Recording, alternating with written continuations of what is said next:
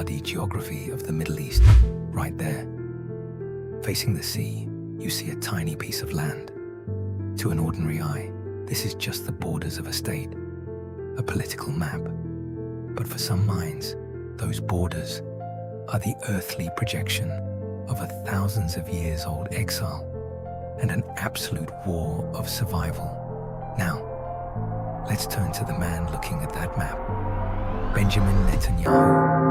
For decades, he's been sitting right on top of the world's most dangerous fault line, despite all the criticism, wholesale hatred, the rebellions of his own people, and that massive ring of fire surrounding him. He never leaves that chair. When you watch him on screens, when you hear those harsh, uncompromising words he utters, you think you are facing an ice-cold, composed and master chess player.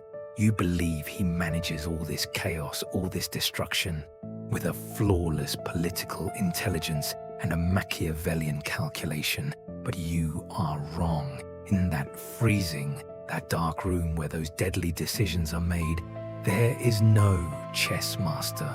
There is only a trapped, wounded mind, believing he will be destroyed the moment he loses power, crushed under his father's shadow, deathly afraid of losing to a ghost, and hallucinating himself as a holy savior.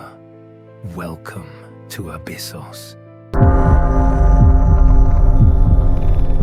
Today, we are putting that silent terror behind those war orders that determine the fate of millions, and that endless destruction on the autopsy table. We are descending into the bloody anatomy of how a man set a whole geography on fire while running from his own inner fears.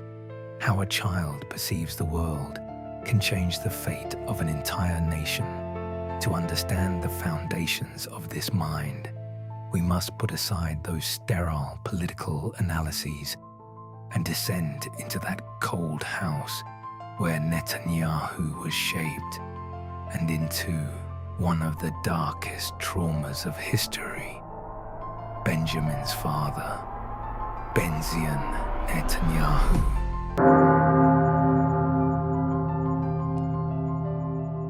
He was no ordinary historian. He specialized in the Spanish Inquisition.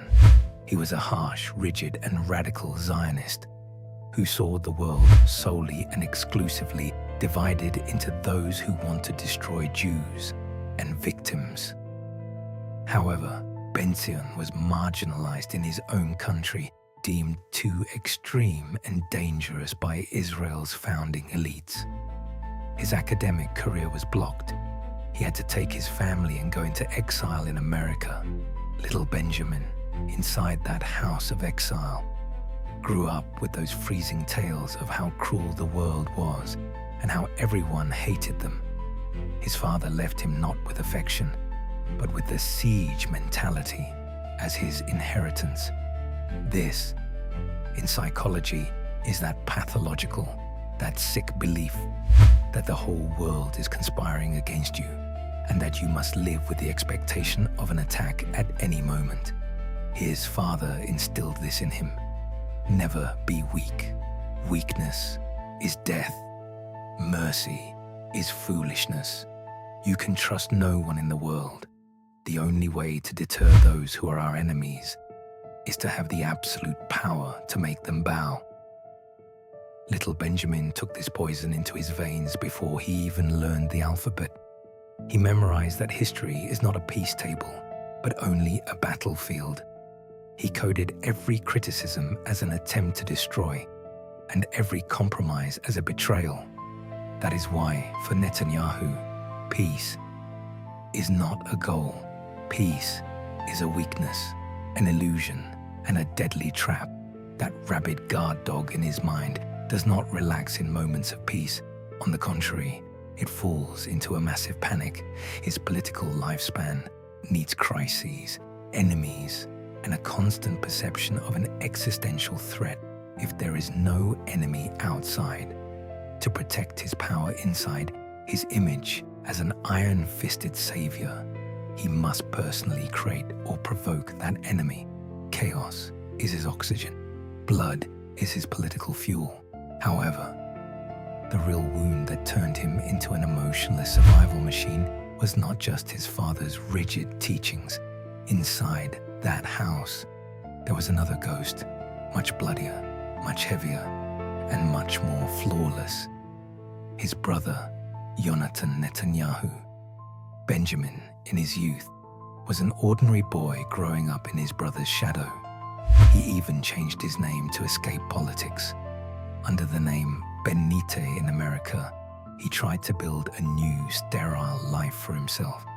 But history played that most terrifying, most traumatic game with his mind. The year 1976, the Entebbe operation, Israeli commandos going to Uganda to rescue an airplane hijacked by Palestinian militants. And the only Israeli soldier who fell a martyr during that operation, Jonathan Netanyahu.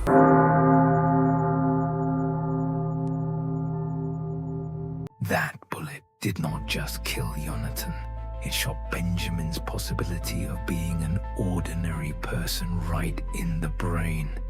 At that moment, a hero in Israeli history and in the Netanyahu family, a massive, insurmountable myth was born, and the little brother Benjamin became the one left behind. In psychology, this is called a destructive imposter syndrome, poisoned by survivor's guilt.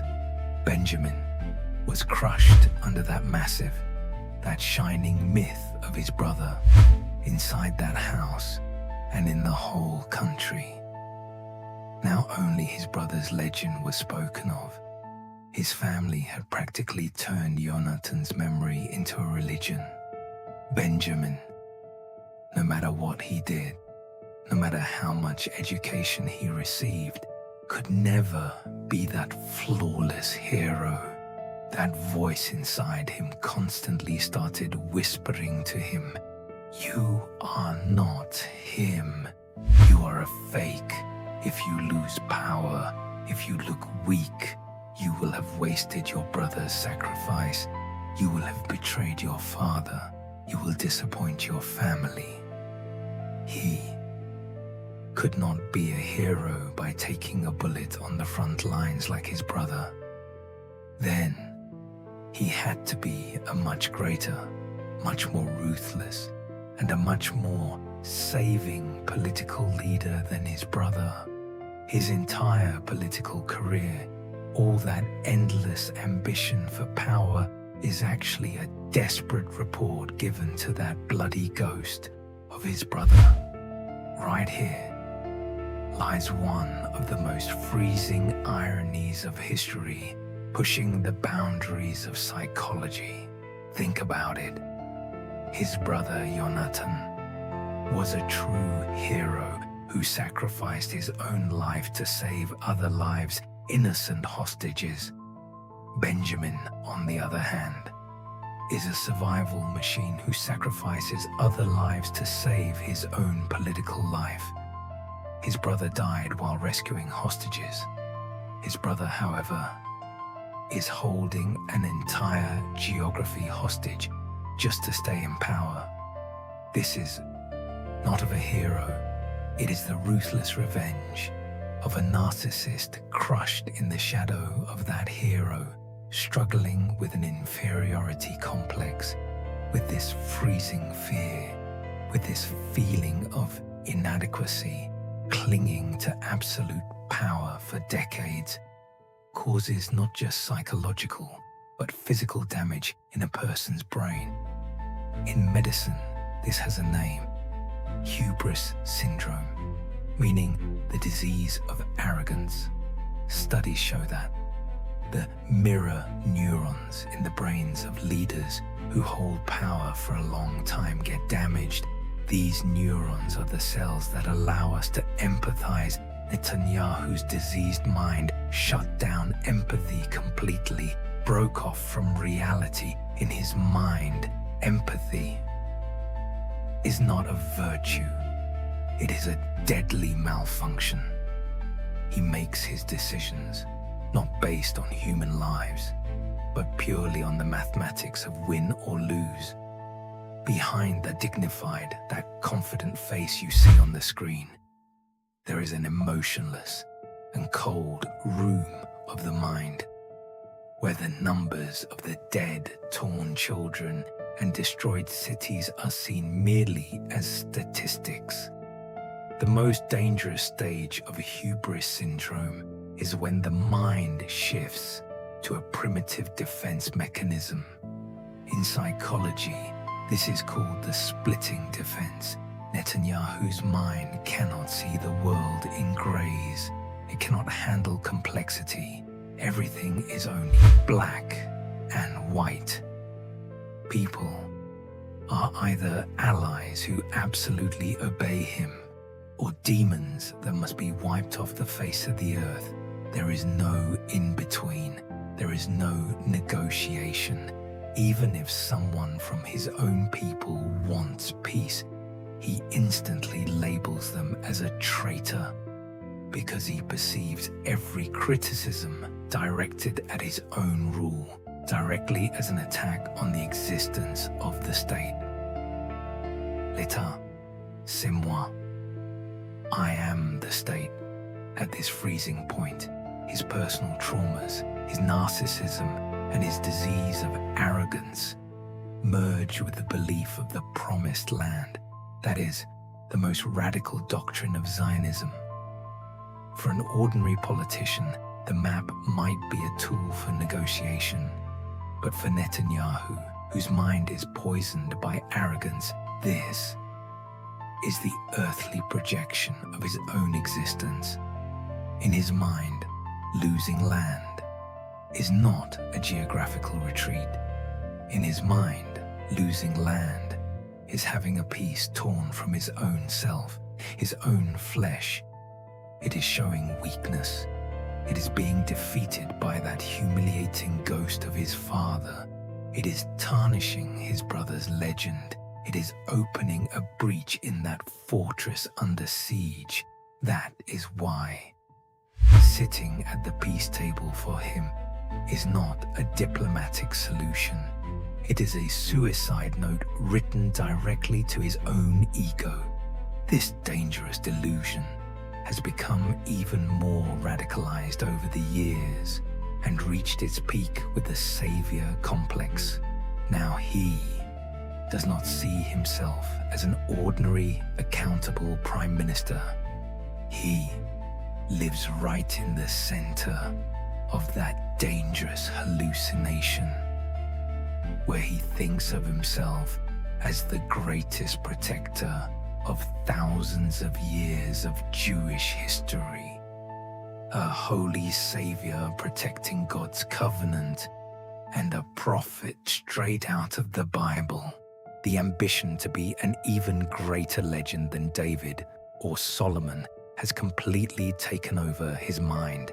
This delusion, this illusion of messiahship, makes him ruthless not only against his enemies, but against his own people and the whole world, to prolong his own political life, to escape corruption trials, to avoid being an ordinary mortal tried in courtrooms, or just to sit in that chair for one more day.